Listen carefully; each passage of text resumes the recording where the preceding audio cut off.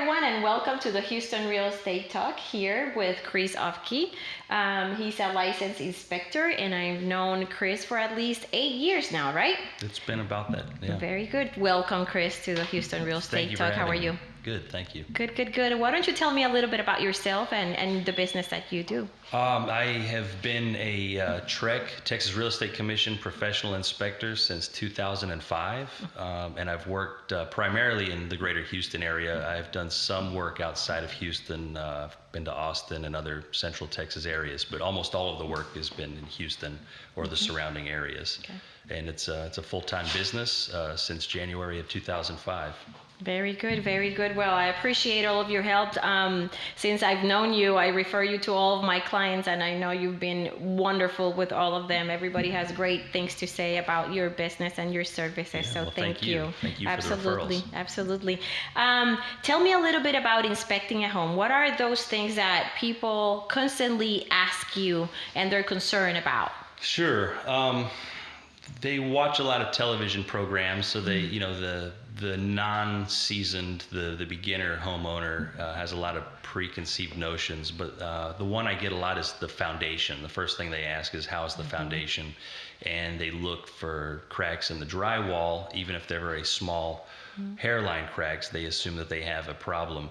I think maybe a lot of TV commercials for foundation repair also kind of get them excited about that. And a lot of times it is a sign of some settlement movement of the structure or the foundation. But that's the big one. The other big one is probably the air conditioning system and the roof. And those are three really important systems of a house, of course, and they also can be expensive to repair or replace those systems. So those are the big ones. The foundation is everybody's favorite. The whole concept of a roof over your head kind of comes into play. And then being in Houston, the air conditioning has to work. Otherwise, nobody's happy. Right. So those are the big items. Beyond that, I think a lot of people don't really know what we're looking at or how the process works. Right. Unless they've owned several homes and have been through the process, they don't typically have any kind of concept of what we're looking at. And they're usually very curious. Sure. 9 out of 10 times they want to be at the inspection and see what I'm doing, participate, and see how it goes. And then if they're engineers and they work in the engineering field, they really get involved, and it's more conversations and a deeper look, which is always fun. Right. And what you do, it's mainly structural inspection. And what does a structural inspection include? Well, they call it mechanical and structural. Okay. I would say it goes beyond that, because you have systems like the plumbing system, water supply and drainage, and the electrical system. So you always hear people refer to a home inspection as the mechanical structural inspection. Those are the big items, but it goes from the foundation, the exterior walls, doors, windows, the roof structure, any framing that you see, to finer points like, is the attic ventilated properly? Is it insulated? The condition of the structural members. Most of the times in a final or a finished resale home, you can't see the majority of the framing. It's covered up by the siding and the drywall, but the attic gives you a good look at it. So those are the structural components. But it goes beyond that. You say mechanical, well, that means heating and air conditioning systems, water heating, all the various appliances. So it even goes beyond that. The Texas Real Estate Commission has a standards of practice. Okay. It includes doors, windows, flooring, exterior siding, as we mentioned, the attic. Right. So it's a little bit above and beyond that. I always tell people on the phone that it's pretty complete. It's a pretty a good overall look at the house without dismantling anything or tearing open any walls. Right. And that's, now that you mentioned tearing or opening any walls, people say, so how do I know that behind the wall there's no mold or things like that? And I'm like, well, the inspector is not going to be able to make a hole in the wall, right? Right. So how do you handle those type of questions? If they really ask a lot of questions and really want to know what's included, what's not, we can always turn them to the Texas Real Estate Commission website, where they can access the standards of practice for home inspectors. Okay. So everything is listed, and exclusions are listed, what we don't do. I try not to get too far into that, because it's not, it just leaves doubt, I guess, sometimes, if they're really worrying about that. But you can't see inside the walls. If a house has a considerable amount of mold, usually you smell it or see it. Okay. So it's obvious most of the time. Generally, yeah. Well, mold is everywhere. Yes. And I tell people, if you hire someone to do air sampling, they'll and then send that to a laboratory for analysis. You'll see how much mold is in the house. Okay. But there are allowances and expectations of how many mold spores they detect. I see. The mold that we worry about is the stuff that's a colony of spores that's really taken off and it's thriving in the warm, wet environment where it's growing, and you can see it, you can smell it. If it's latent, if it's inside a wall, we won't see it. Hopefully we'll see signs of water penetration somewhere with some stains, and we can determine where that moisture source is, whether it's a roof leak, a plumbing leak, or through the windows. Through the or window, something. you get condensation around doors and windows. You see mold in attics where it's not properly ventilated, or you have an exhaust fan from a bathroom terminating into an attic. You can get mold there. Condensation off of air conditioning equipment is pretty common. So there's a lot of sources, but mold is universal. It's indoors, it's outdoors. It's just when you get the right types of mold that are flourishing and thriving because of a warm, wet environment. I see. You limit. My take on mold is, let's find the underlying source. Why is the mold enjoying this place or this the climate? environment? Yes. Yeah, the environment is key. So let's determine where the moisture is coming from and repair those issues. Right. I'm pretty sure that due to the flood 2 years ago in Houston, you had a lot of concern about mold, and a lot of people call asking lots of questions about that. That was the most popular question immediately following. For I'd say up until recently, people were still wondering. So they would buy a house that had been rehabilitated and remediated. Right. And say, how do they know? You see signs of mold? And generally, as long as we go through and don't see any stains or damage, we can look with the infrared camera. It's not the best moisture sensor. Then I have a surface non-destructive moisture meter that we can put on different surfaces. But if you didn't see it, if you didn't smell it, it generally indicated they probably did a decent remediation. Short of getting an air quality analysis done, it's generally a visual and a smell test if you walk into a house. That's really good to know. Yeah, the majority of people that did remodel houses after flooding, they tore all of the drywall out, all of the insulation, a lot of the flooring got replaced. The wood structure, the framing, that's solid wood. As long as they dehumidified properly and treated it, you shouldn't have an ongoing problem unless it gets wet again. Right. I've read, obviously through my licensing, that people can remedy their own mold, right? In some cases. Yeah. So you don't have to hire a company to do the remedy. You can do it yourself. I think it depends on the scope of the problem. If you have a really big issue, then you might want to hire a qualified contractor. It's not like you're going to spray. If you found out why is this area moldy, repaired the source of the moisture, and then bought an antimicrobial product. They sell them at Home Depot of varying degrees. You can also get them online. As long as you find something that kills and prevents mold is the key. But it should be dried. And if there's any damage, you can replace drywall. If it gets wet, and it has been wet for a while, you should probably just replace the drywall, which is a relatively minor repair.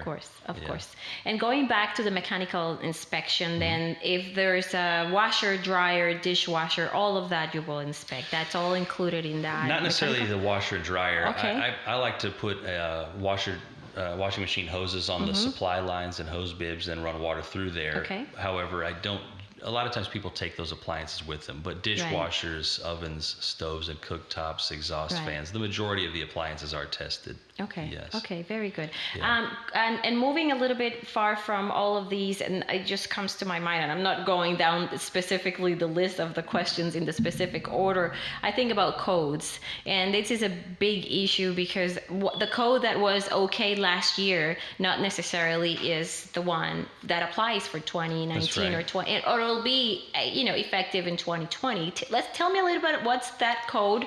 What is it for? Why it changes? And how there's thousands, right? There are, the latest edition of the IRC, the International Residential Code Book's almost 1,000 pages. Oh my God. And then they have specialty books. There's the National Electric Code Book, which kind of ties in with IRC, but it gets more finely detailed. There's the Uniform Plumbing Code. There's the National Fire Protection Association. So there's a lot of different areas. But generally what the codes are are an agreed upon set of standards for building. And it's the book that I use is the International Residential Code. So it's kind of an agreed upon, I don't know how many different nations, but certainly US and Canada follow it. And every 3 years, the International Code Council gets together and they make changes or additions to it. And they put out a new version. The latest one that I have is 2018, so we can expect another one in 2021. But the different municipalities, when someone is building new construction, or if you're remodeling or adding on to your house in a significant manner, they will contact the city and apply for permits, and then they get their municipal code authority involved to go through the different systems. On new construction, it's several different inspections, from structural to electrical, mechanical, and plumbing. But it's important. Without codes, if people are just left to their own devices to build, you could build a tree house and then try to sell it to somebody, or you could build something that was pretty decent, but maybe there was insufficient emergency exits or egress, as they call it. A lot of it has to do with fire protection, electrical safety standards. It's pretty detailed. I suppose one misconception a lot of people have is that TREC inspectors aren't necessarily code certified, as I'm not either.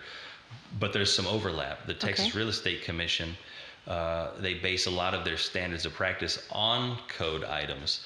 So there is some overlap, and it's valuable to, even if you're not code certified, to study some of the codes and reference not specific codes. We probably shouldn't be doing that, but saying current standards require this. That's a funny thing when you deal with builders. If I go and I do an inspection on a new construction property, oftentimes I get a call from the buyer or the builder saying, well, this passed the code. We're not fixing this because it passed code. And I say, well, that's not necessarily a code item, but it's going to remain in the report. The buyer will be happier if the window is not binding or the cabinet doors are set square. So depending on the age of the home, codes apply in different manners. If you're inspecting a house built in 1968 or something, a lot of those codes certainly don't apply. Of course. Window heights or aluminum wiring, things like that. You bring them to the attention of the buyer, but there's no enforcement from the TREC inspection. We can't require that the seller brings their house up to code. Otherwise, it would be... It's almost impossible. It's redoing almost the whole house. You wouldn't make any money in the sale, and it would take a long time to get everything corrected. But the goal for a TREC inspection, the report that I provide, is to at least inform the buyer this was okay when it was built. It's not safe by the current standards. Work with it as is and just be aware, or make corrections as you go. And I think the biggest issue when looking at a report and going back to the codes is the house is not new built, is the electrical, the panels, the electrical. The electrical system is outdated. And a lot of buyers, especially first-time home buyers, do expect the seller to replace or redo the whole system. And it's really, like you just mentioned, it's really expensive in most cases. It can be, yeah. Certainly if you replace a circuit breaker panel or service panel, that could cost $1,000, sometimes even more. If a house is wired with aluminum wiring, you don't necessarily have to rewire the entire house. It's an option, but that's a little bit more expensive. They can be remediated by a qualified electrical contractor to be a safer system. So there's a lot of difference. Every house is different, but you need to communicate with the buyer.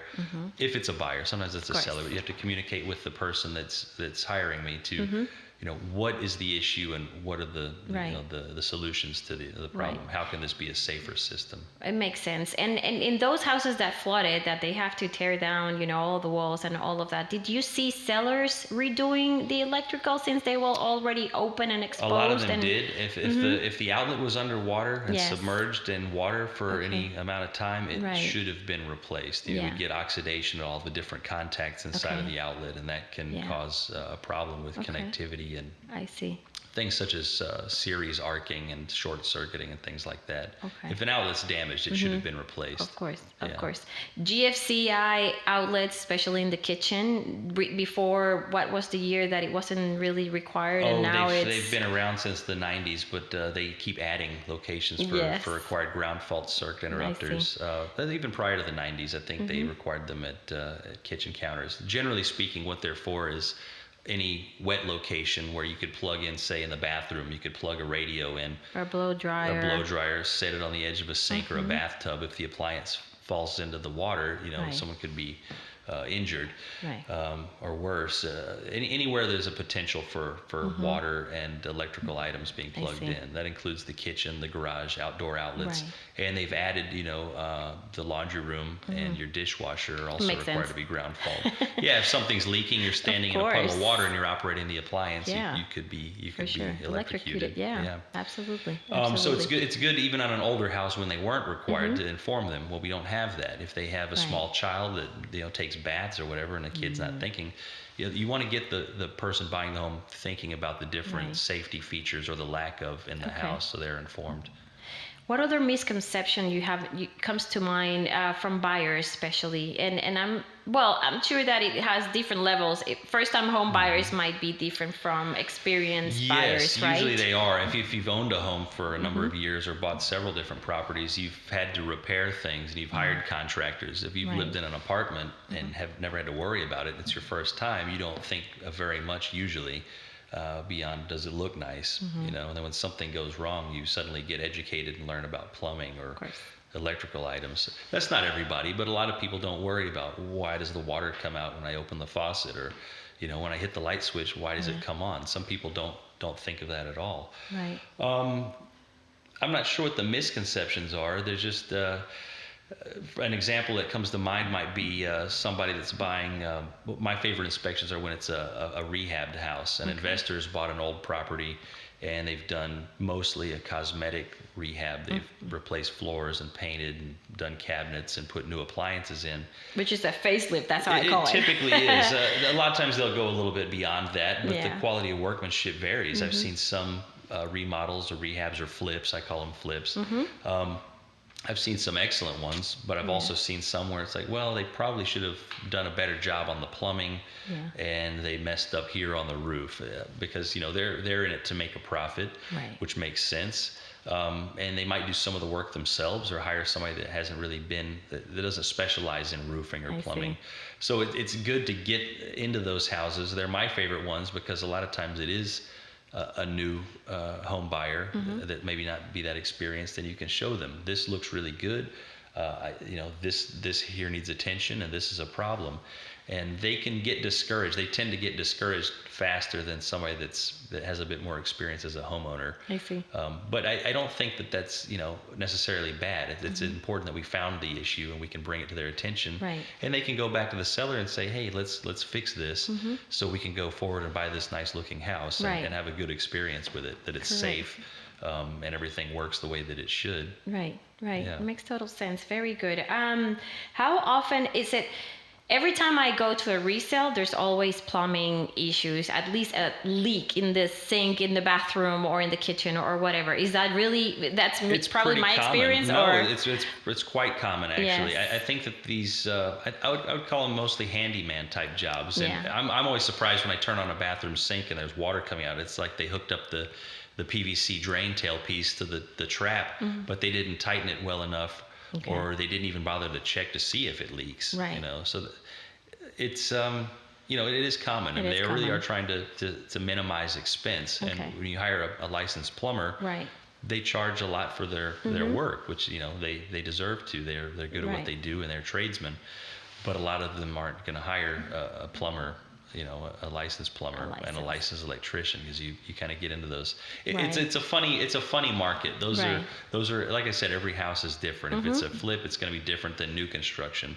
Then it's going to be different to say a family lived in the house for 30 years and then they're selling it. It's going to be a different experience every time. For sure. Usually, how long does it take an inspection from start to end? The bare minimum would be 3 hours. 3 hours. I would say even on a small condominium unit, it's usually at least 2.5 or 3 hours. That's a really fast inspection. I'm frequently in let's say an average size 2,000 square foot house, anywhere from 4 to 5 hours. Okay. If they're larger or older or need more repair, it could take anywhere from 6 hours or more. Then you get into houses that are 10,000 square feet and beyond, and then I've spent 2 different days in a property before. So they're all different, but I would say anywhere from 3 to 5 hours is the average. inspection time for the majority of the houses that I look at. Okay. I try not to make too big of a commitment to time frame. I just like to make sure everybody's aware that we're going to go through and test all the different systems and look at all the areas of the house until I've gotten all the notes and photographs that I need to make a good report, and that the buyer has all of their questions answered. It doesn't pay to hurry through an inspection. There's no reason to hurry. And oftentimes that can be frustrating for a seller if they have kids or dogs or a dinner party planned. To be out all that long. It can be a little bit of a hassle, but communication is the key in all of these things. The realtors play a part in that. The buyers and sellers need to have a little bit of an expectation.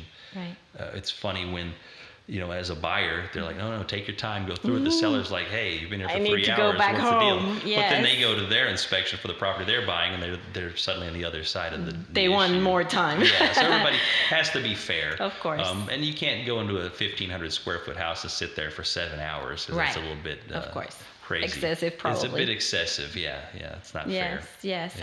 You mentioned reports. Let's talk about a little bit about reports.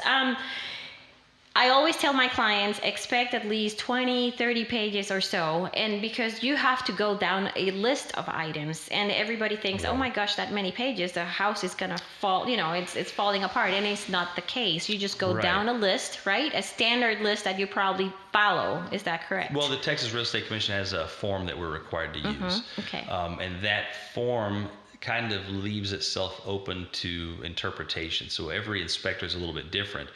On the short end, to be in compliance with the Texas Real Estate Commission, you could issue, I think if you send out the report completely blank, it's like 6 pages, not filled out. Wow. And there's 2 components. There's the checklist where you check inspected, not present, or deficient. Those boxes will be checked accordingly. And then there's a bit of space for narrative description where you can write in what the issues are. Now, every inspector is a little bit different. Some of the guys are turning in, 8 and 10 page reports with mostly just the checklist done. Maybe it has photographs, maybe it doesn't. They're not required still. Some people argue that they don't want to put photographs in. I've seen 80 and 90 plus page reports, which, in my opinion, my theory is that it's a little bit daunting. It's a lot to digest for a home buyer. And unless a house really needs that much description of deficiency, it's probably a little bit of excessive. In my opinion, it's a bit unwieldy. I agree. If a home buyer isn't used to looking at that type of a document and they get this, virtual book, oh my God, there's usually a lot of really good information in those, but it can be a little bit much. I try to hit a balance between being concise but also thorough and descriptive, of course, so they can see what's wrong. I also put some brief descriptions of just the general construction of the house, what's present, what's not present, what are the features of the roof structure and the attic, what type of ventilation. So everything in the report's not necessarily a bad thing, but it should be descriptive, and their questions should be answered. Communication really is the key. You have to know what you're looking at and be, trained, informed, and knowledgeable about these different systems. But then you have to turn around and be able to put it into a document that people can use and understand. The realtors will probably be looking at it. The buyers should definitely be looking at it, although sometimes it looks like they might not. And then a lot of times it's used as a negotiating tool with the other party. So it should be something that's legible and should make sense, but still be sort of specific to the issue. That's why every time I work with somebody, I issue a report, say, please, if you have any questions at any point, feel free to call so we can discuss it or answer any questions that they might have. Of course. And realtors included. If it's a document that's being used, it's better if everything's clear. And I've called you several times when I don't understand something from the reports. And one thing that I really appreciate from your reports is the summary section that you include at the end of the report. That really helps a lot. The software generates a summary. It is interesting. You can sort of just tear out the first 2/3 of it and just go with the summary I go page. straight to the point. This is what really matters here.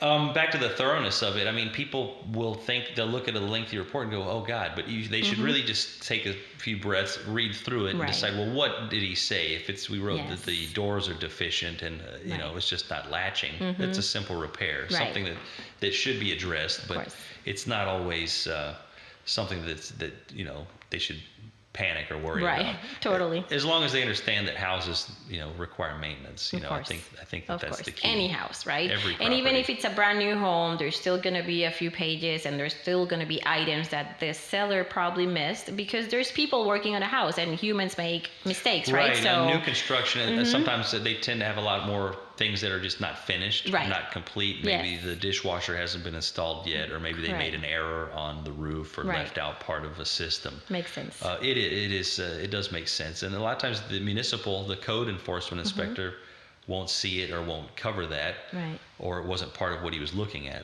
They're in and out pretty quickly. We take a closer look Right. at the house and spend more time. So the builder can use it to turn out a better product, and I think the best outcome is when the builder takes the report and uses it as a list, something to assist them rather course. than argue with me or argue with the buyer about we're not going to fix this, we're going to fix that. Right. Right. But I it's agree. all up for negotiation. Of course. And I always tell my clients, I don't know if you agree with that, even if they're buying a brand new home, just go through the inspection process. It doesn't, I know the house is under warranty, but a few $100s here and there, I think it'll help a lot. It's a good investment, and I think that might be one of the misconceptions is that new construction, Right. they might think that it doesn't need to be inspected because True. the builder has inspectors, the Right. city sends out inspectors, course. but the key is having an inspector that works for the buyer. Right. As the Texas Real Estate Commission requires, I'm only allowed to share the report that I create with the paying party Right.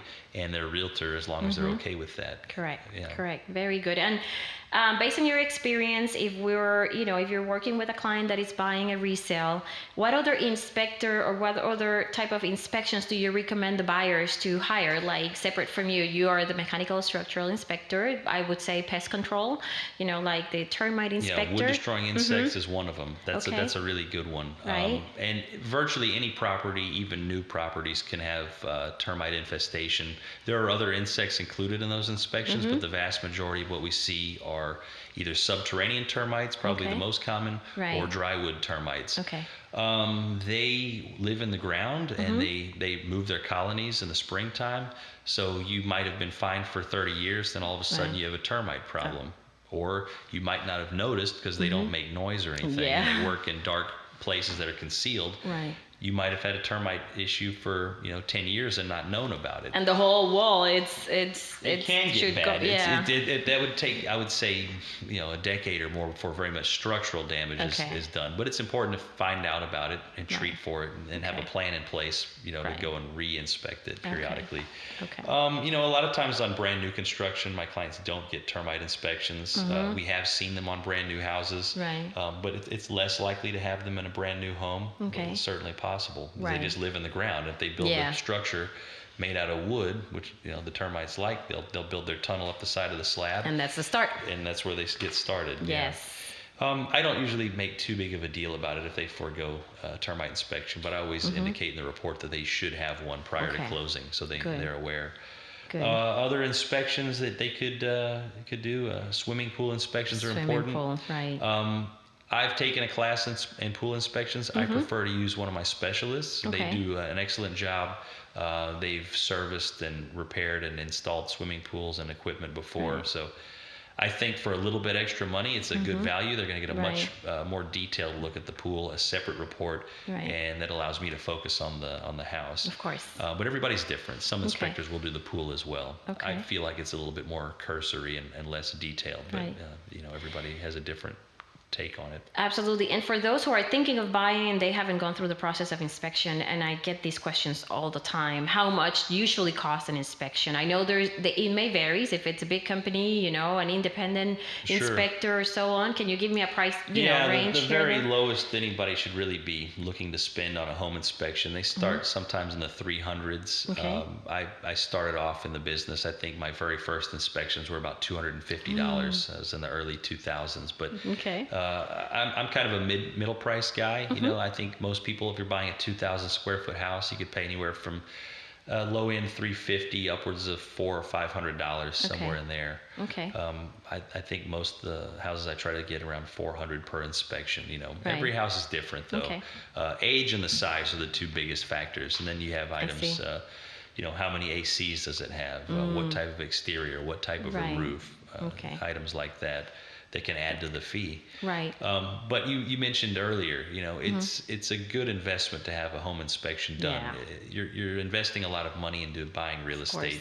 You might as well have a good look at the overall condition of the various systems. Right. And then from there, a lot of times due to negotiating, it'll kind of end up paying for itself. You might get cash allowance for repairs, right. or they can kind of lower the price. I've seen people walk away from a deal before, right. and decide, well, that was going to be a big investment of time and money to right. rehab the place after right. we take possession. So whatever they want to do with it is up to them, but I think it's generally a valuable, it's a good value. You pay totally a few $100s for a lot of information on the property. Right, totally. And I've seen sellers reducing up to $10,000, $15,000 of their price after an inspection. And once they see the report, you can justify why you're asking for such a big reduction and so on. Right. Just by looking at something without an inspection doesn't give the seller the reason, to justify why. Right. When there's a third party that issues the TREC required report, right. and we have to be objective and non-biased in our findings, right. that gives you a little bit more leverage to say, right. okay, well, this is what our TREC inspector has right. found. Let's work off of that, rather than I would really like to have new windows in this house. Yeah, so exactly. I don't want to spend $30,000 on windows. Right.